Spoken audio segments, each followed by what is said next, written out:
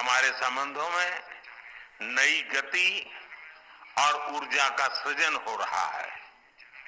हमने अपनी पार्टनरशिप के लिए एक फ्यूचरिस्टिक विजन अपनाया है। हमने अपनी आर्थिक साझेदारी में इन्वेस्टमेंट लेड ग्रोथ और कनेक्टिविटी पर बल दिया है और निर्णय लिया है कि फिजिकल, डिजिटल और एनर्जी कनेक्टिविटी हमारी भागीदारी के अहम स्तंभ होंगे।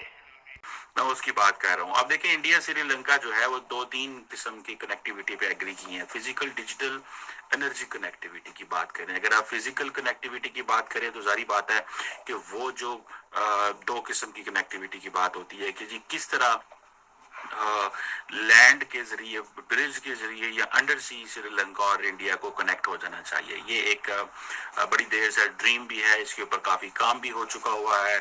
ये चीज सामने नजर आती है। फिर आपको पता है कि जब डिजिटल कनेक्टिविटी की बात आती है तो इलेक्ट्रिसिटी ग्रिड कनेक्टिविटी की बात आती है।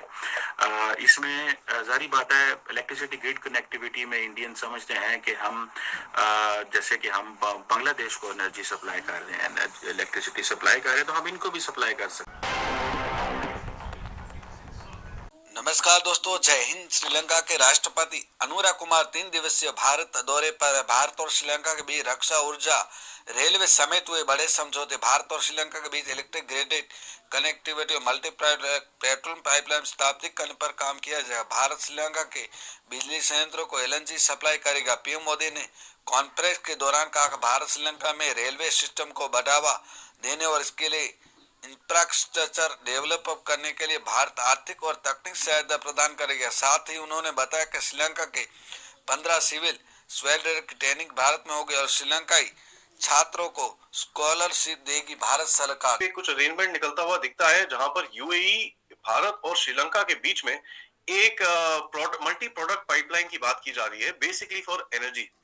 और ये बोला जा रहा है कि लिक्विफाइड नेचुरल गैस एलएनजी को हम सप्लाई करेंगे श्रीलंका के पावर प्लांट्स के लिए, एंड ऑल्सो भारत काम करेगा श्रीलंका के साथ to connect the power grids of 2 countries. And कहीं ना कहीं एक पेट्रोलियम पाइपलाइन की भी बात की जा रही है कि वहां पर कुछ एक पेट्रोलियम पाइपलाइन बनाएंगे ताकि श्रीलंका को एक सीमलेस एनर्जी ट्रांसफर जो उसके डेवलपमेंट के लिए, जो उसके यूजेस के लिए चाहिए, वो भारत से कराई जाएगी। इकोनॉमी है, इंडिया रूलिंग पार्टीज के तौर पर उभरता हुआ नजर आ रहा है। तो क्या वजूहात है कि इंडिया हर जगह पर पहला कदम बढ़ाता हुआ दिखाई देता है? कोई भी कह ले कि स्टेट हो, चाहे इंटरनेशनली है, नेशनली है, साउथ ईस्ट एशिया की मोस्ट स्ट्रॉन्गेस्ट कंट्री नजर आती है आफ्टर चाइना। नहीं, देखें आप, इसमें तो कोई शक नहीं है कि पाकिस्तान और हिंदुस्तान एक वक्त में ही मुल्क दोनों बने थे, मगर जिस तरह वो जहाँ पे खड़े हैं और हम जहाँ पे खड़े हैं, तो इसका तो अभी कंपैरिजन भी नहीं कर सकते हम। जो है वो उनकी पब्लिक सेक्टर में भी और प्राइवेट सेक्टर में भी पूरी बड़ी ऑर्गेनाइजेशंस हैं, टाटा फैमिलीज हैं, दूसरी फैमिलीज हैं, जो दुनिया के भी मानी हुई बड़े इकोनॉमिकल जेंट्स हैं बेसिकली। आप अडानी को देखें, रिसेंटली बांग्लादेश को इलेक्ट्रिसिटी प्रोवाइड किया। उनको जो है, उनको ऑर्गेनाइज जो अदारे हैं वो इतने मजबूत हैं कि वो जो चाहते हैं वो गवर्नमेंट से ज्यादा मदद कर सकते हैं। हमारे पास इस किस्म का कोई अदारा नहीं बना। आप देखें कि दूसरी तरफ एनर्जी कनेक्टिविटी की बात है, जिसमें वो समझते हैं कि एलएनजी जो है श्रीलंकन पावर प्लांट्स के लिए दी जाए।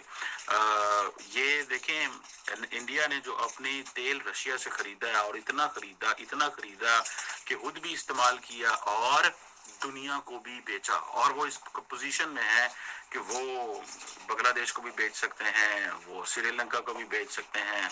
इंडिया, आपको पता है, न्यूयॉर्क और यूरोप में भी रशियन तेल बेचता रहा है इंडिया के ठप्पे के साथ, और दुनिया लेती रही है क्योंकि वो समझते थे कि ये अब हलाल तेल है। श्रीलंका जो है बायलैटरल टॉक्स होल्ड कर रहे हैं और जिस पे जो है श्रीलंकन प्रेसिडेंट भी, उनका पहला विजिट था इंडिया, तो इस बारे में बातचीत करेंगे। मुजफ्फर भाई, आपसे जानेंगे क्या कुछ जानकारी रखते हैं आप इस टॉक के बारे में, जो प्रेसिडेंट आए हुए हैं या फिर जो प्रधानमंत्री ने जो स्पीच दी हुई है, क्या कुछ कहना चाहेंगे? आपसे जानेंगे।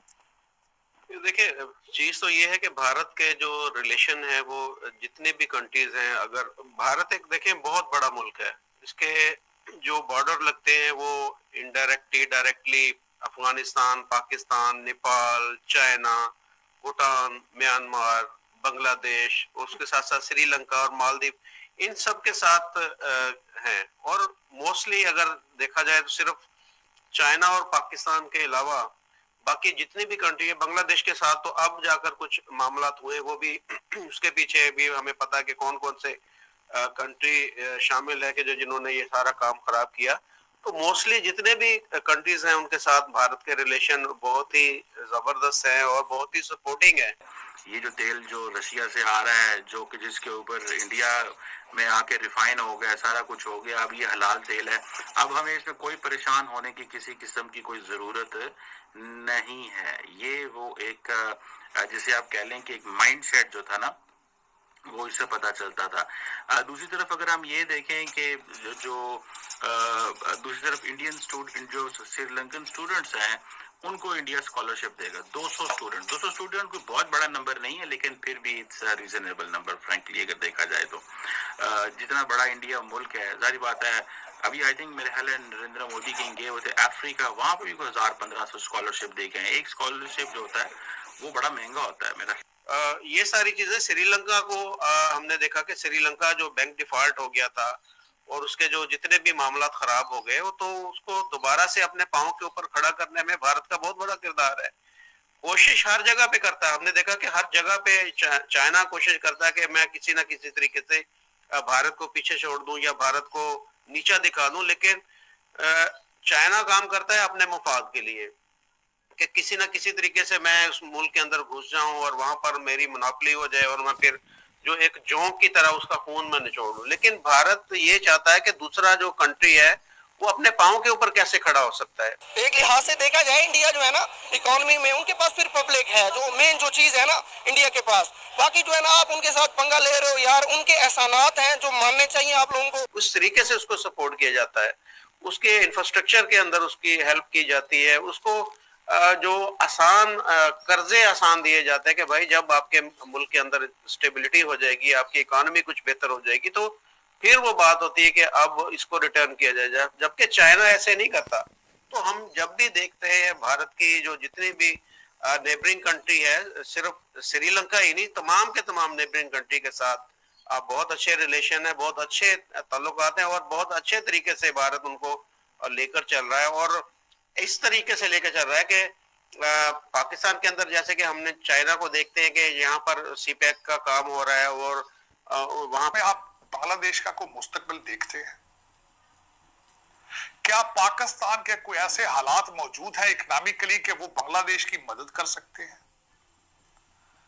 पाकिस्तान इस वक्त IMF के टुकड़ों पे चल रहा है और चल भी किस तरह रहा है, एक सूबा दूसरे पे बार बार हमले कर रहा है।